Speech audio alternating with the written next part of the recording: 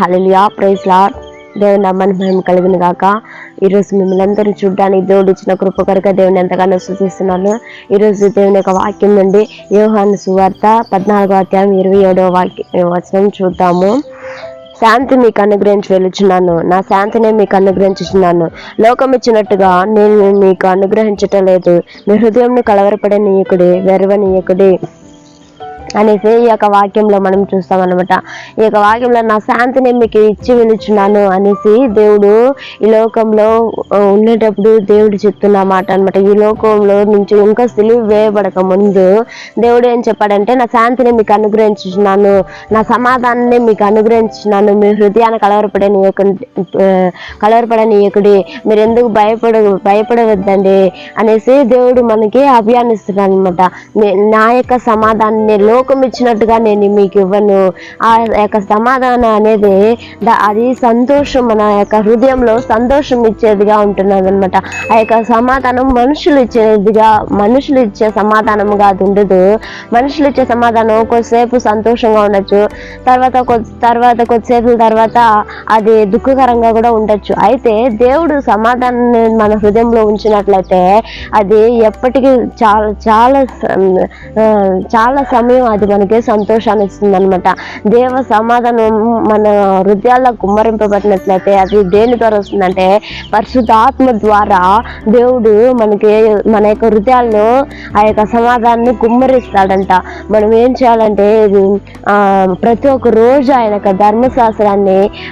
ధర్మశాస్త్రం ప్రేమించే వారికి ఎంతో నెమ్మది కలదు అనేసి కీర్తన భాగంలో 119వ అధ్యాయం 165వ వచనంలో రాయబడి ఉంటది.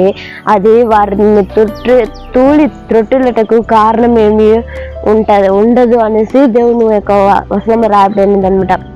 ఎందుకంటే ఆ వచనంలో ఏముందంటే, ధర్మశాస్త్రం అంటే ఏదో ఒక ధర్మశాస్త్రం కాదు, దేవుని పరిశుద్ధ గ్రంథాన్ని ప్రేమించాలన్నమాట. ప్రేమించాలంటే దాన్ని ఏం చేయాలంటే, ప్రతిరోజు ఉదయాన్నే లేవగానే దాన్ని చదవాలి. ఒక స్టార్టింగ్ నుంచి మనం బైబిల్ చదవాలన్నమాట. ప్రతి ఒక్క రోజు మధ్యాహ్నం చదవాలి, నైట్ చదవాలి. మీకు టైం ఉన్నప్పుడంతా, మీకు సమయం దేవునితో ఎప్పుడంతా గడపాలనుకుంటారో అప్పుడంతా కూడా మీరు ఏం చేయొచ్చు అంటే ఈ యొక్క బైబిల్ గ్రంథాన్ని చదవచ్చు అనమాట. అదేం తప్పేం కాదు. ఈ యొక్క వాక్యంలో ఏమని రాస్తుందంటే, నా సమాధానాన్ని మీకు ఇచ్చినాను అనేసి వాక్యం చెప్తా ఉంది. ఈ యొక్క సమాధానం ఈ యొక్క దేవుని దగ్గర అడగాలన్నమాట. ప్రభువా, మీ యొక్క దేవ సమాధానాన్ని మీరు మాకు అనుగ్రహించండి, మా హృదయాలు అనుగ్రహించండి ప్రభువా అనేసి మనం అడగాలన్నమాట. ఒకవేళ మనం పోరాటాల మధ్యలో జీవిస్తూ ఉండొచ్చు, ఒకవేళ మన యొక్క సమస్యలు మనం ఎన్నో ఎదుర్కొంటూ ఉండొచ్చు. మనకు ఒక సమస్య పైన ఇంకోటి పైన ఇంకోటి అలా వస్తూ ఉండొచ్చు అనమాట. మన జీవితంలో సమాధానం లేదే, పోరాటం మీద పోరాటం వస్తూనే ఉంది. కుటుంబంలో అత్త కోడలికి మధ్య సమాధానం లేకుండా, లేకపోతే అమ్మకి మధ్య సమాధానం లేకుండా, లేకపోతే భార్య భర్తల మధ్య సమాధానం లేకుండా, ఇలాంటి స్థితిలో ఎవరు ఉన్నా కూడా సరే ఈ ఉదయకాల సమయంలో మనం దేవుడిని అడిగినట్లయితే దేవుడు తప్పకుండా మనకి సమాధానం ఇచ్చే దేవుడు అంటున్నాడు అనమాట. మనం అడగాలి. ఒక్కొక్క రోజు ప్రభువా, ఒకవేళ భార్య భర్తల్లో ఒకవేళ మిస్అండర్స్టాండింగ్ ద్వారా అలాంటి స్థితిలో సమాధానం లేకుండా, ఒకవేళ సందేహంతో సమాధానం లేకుండా ఉండొచ్చు, లేకపోతే ఒకవేళ త్రాగుబోతు భర్తలు అలా ఉన్నట్లయితే వారి కుటుంబంలో ఎప్పుడు చూసినా గొడవలు ఉంటారనమాట. నా జీవితంలో దీనికి ఒక ముగింపే లేదా, దీనికి ఒక సమాప్తే లేదా అనేసి ఎవరైతే చెప్పుకుంటున్నారో మీరందరూ కూడా దేవుని దగ్గర అడిగినట్లయితే దేవుడు తప్పకుండా మీ జీవితంలో కార్యం చేసే దేవుడు అంటున్నాడు అనమాట. మన ప్రార్థన ఆలకించి ప్రార్థన జవాబిచ్చే దేవుడు అంటున్నాడు అనమాట. మనం ప్రార్థిద్దాము.